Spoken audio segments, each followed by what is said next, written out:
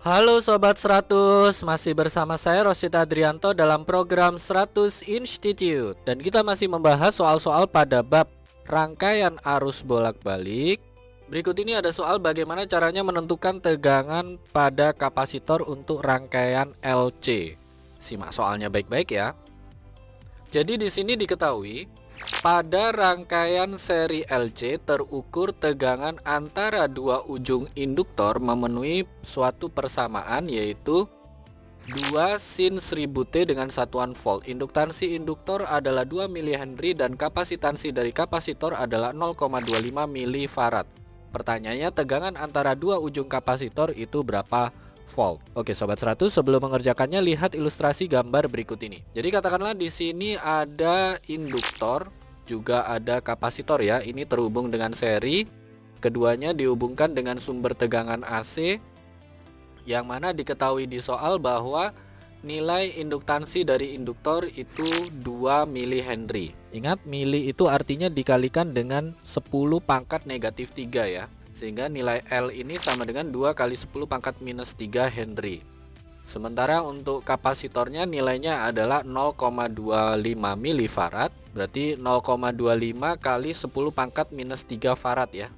Atau nilainya itu sama dengan 2,5 kali 10 pangkat negatif 4 farad. Nah, di soal diketahui bahwa tegangan pada induktor itu 2 sin 1000 T. Ingat, angka yang dekat dengan variabel T itu menunjukkan nilai frekuensi sudut atau kecepatan sudut. Sehingga kita catat di sini omeganya itu adalah 1000 radian per second. Nah, Sobat 100 harus paham juga angka di depan fungsi sinus ini menunjukkan nilai tegangan maksimum dari induktor. Jadi ini kita tandai dulu ya. Nilai tegangan maksimumnya adalah 2 volt. Ini untuk induktornya ya. Nah, di soal ini yang ditanya itu adalah besar tegangan pada kapasitor itu berapa. Oke, di soal sudah diketahui frekuensi sudut, sudah diketahui induktansi dari induktor, maka langkah pertama kita hitung dulu reaktansi induktifnya ya. Sobat 100 ingat formulanya, yang mana XL itu sama dengan omega kalikan dengan L. Omeganya adalah 1000 radian per second.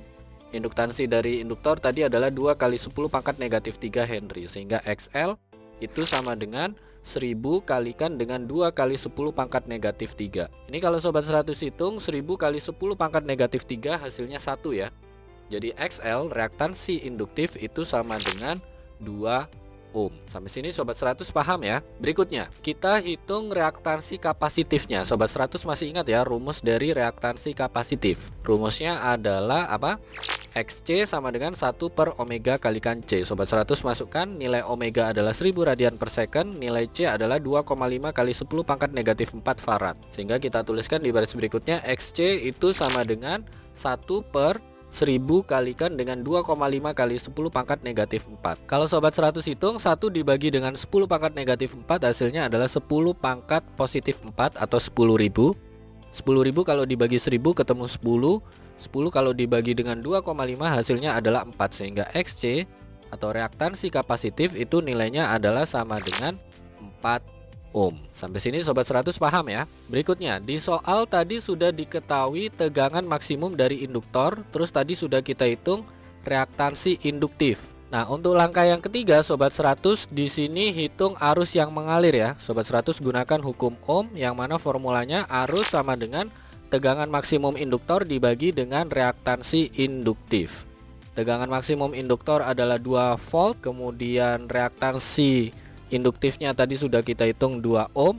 Sehingga kita tuliskan di baris berikutnya arus maksimum itu sama dengan 2 dibagi 2. Karena angkanya sama maka 2 dibagi 2 ini jawabannya adalah 1 ampere.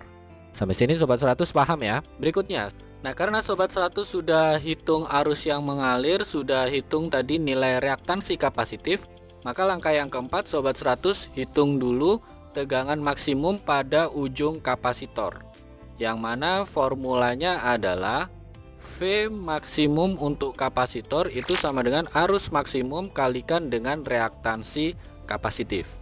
Arus maksimumnya adalah 1 ampere, reaktansi kapasitifnya adalah 4 ohm, sehingga V maksimum untuk kapasitor itu nilainya sama dengan 1 dikalikan dengan 4. Ini langsung dihitung saja ya Sobat 100, 1 kalikan 4 ketemu tegangan maksimum untuk kapasitor adalah 4 volt. Sampai sini Sobat 100 paham ya? Nah, berikutnya, di sini Sobat 100 harus paham ya bahwa induktor ini dinyatakan dalam persamaan atau fungsi sinus dengan variabel T. Sehingga Sobat 100 perlu tentukan sudut fase dari kapasitor karena antara induktor dan kapasitor itu sudut fasenya beda. Teorinya begini. Kalau kita gambarkan diagram fasor, katakanlah di sini arus itu tidak memiliki sudut fase ya. Arus itu sudut fase awalnya 0, maka kita dapati bahwa untuk tegangan kapasitor itu memiliki sudut fase awal adalah setengah pi. Ini karena digambarkan ke atas. Sementara untuk tegangan kapasitor itu digambarkan arahnya ke bawah, sehingga sudut fase untuk kapasitor itu adalah negatif setengah pi. Kita catat dulu teorinya ya. Jika nilai theta 0 untuk induktor adalah setengah pi, maka sudut fase awal untuk kapasitor itu negatif setengah pi. Untuk di soal ini, karena nilai sudut dari induktor itu adalah 1000 T, maka sudut untuk kapasitor itu adalah 1000 T dikurangi setengah pi dikurangi setengah pi. Ini kita hitung seperti ini karena teorinya begini ya. Sobat 100 pahami dulu teori ini. Jadi kalau sudut fase awal untuk induktor itu setengah pi, maka sudut fase awal untuk kapasitor itu negatif setengah pi. Nah, di soal ini sudut fase awal untuk induktor itu 0. Itu kenapa untuk menghitung sudut fase dari kapasitor ini kurangi setengah pi lalu kurangi lagi setengah pi, sehingga kita peroleh sudut fase untuk kapasitor itu sama dengan 1000 T min pi. Sampai sini Sobat 100 paham ya. Nah, terakhir Sobat 100 tinggal gabungkan saja ya. Tegangan maksimumnya 4 volt, sudut fase untuk kapasitor 1000 T min pi. Sehingga langsung kita jawab di sini tegangan untuk kapasitor itu sama dengan 4 sin 1000 T min pi dengan satuan volt. Ini jawaban akhirnya ya Sobat 100. Oke Sobat 100, sampai di sini bisa dipahami ya. Jadi ingat baik-baik, kalau di sini ada rangkaian seri LC, diketahui nilai induktansi induktor, diketahui nilai kapasitansi dari kapasitor, diketahui induktor memiliki tegangan dinyatakan dalam persamaan fungsi sinus. Dari persamaan fungsi sinus ini Sobat 100 dapatkan nilai tegangan maksimum untuk induktor dan nilai kecepatan sudut dari sumber tegangan AC. Nah, untuk menjawab soal ini ada beberapa step perhitungan ya. Jadi langkah pertama Sobat 100 hitung dulu reaktansi induktif, yang mana formulanya adalah XL sama dengan omega kalikan L. Sobat 100 masukkan angka, lakukan perhitungan, ketemu reaktansi induktifnya sekian ohm. Ini langkah pertama. Langkah kedua Sobat 100 tentukan nilai reaktansi kapasitif, yang mana formulanya adalah XC sama dengan 1 per omega kalikan C. Sobat 100 masukkan angka, lakukan perhitungan, ketemu nilai reaktansi kapasitif. Ini langkah kedua. Langkah ketiga Sobat 100 tentukan arus yang mengalir, yang mana nilai arus diperoleh menggunakan hukum ohm. Untuk soal ini arus yang mengalir itu sama dengan tegangan maksimum pada induktor dibagi dengan reaktansi induktif. Sobat 100 masukkan angka lagi, lakukan perhitungan lagi, ketemu arus yang mengalir. Ini langkah yang ketiga. Langkah yang keempat, Sobat 100 tentukan tegangan maksimum pada ujung kapasitor, yang mana formulanya adalah V maksimum untuk kapasitor sama dengan arus yang mengalir kalikan reaktansi kapasitif. Sekali lagi masukkan angka, lakukan perhitungan, ketemu tegangan maksimum untuk kapasitor. Ini langkah yang keempat. Langkah yang kelima, Sobat 100 tentukan sudut fase untuk kapasitor ya. Nah, teorinya ini Sobat 100 harus paham ya. Ketika arus memiliki sudut fase 0, maka induktor itu untuk tegangannya memiliki sudut fase setengah pi. Nah, di soal ini sudut fase awal dari induktor itu 0 ya. Sehingga kalau menghitung sudut fase untuk kapasitor itu sudut fase induktor dikurangi setengah pi dikurangi setengah pi. Nah, setelah Sobat 100 dapatkan sudut fase untuk kapasitor, Sobat 100 langsung jawab ya. Bentuk tegangan pada kapasitor itu berapa? Terus ini pakai fungsi apa? Sinus 1 kosinus.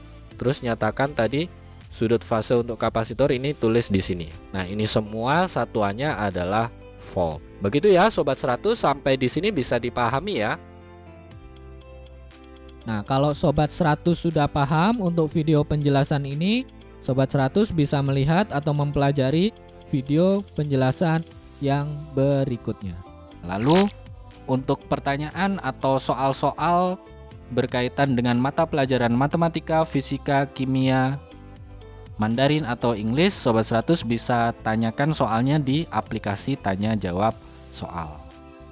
Oke Sobat 100, selamat belajar ya.